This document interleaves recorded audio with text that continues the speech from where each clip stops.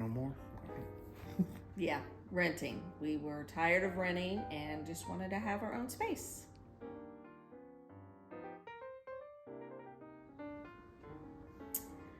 I would say the favorite part of the home buying process was that we ended up being able to buy our parents' home.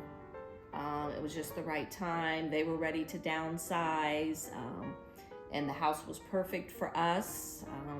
We were able to use the equity in their home to help us finance the home. So that was also great. So it just worked out great for everyone.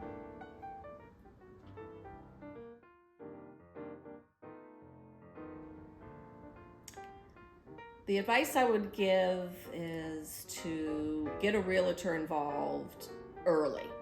Start the process early because there is a lot to learn, a lot of steps to go through. So having someone there that, is very knowledgeable, can help you through it, I think is very important.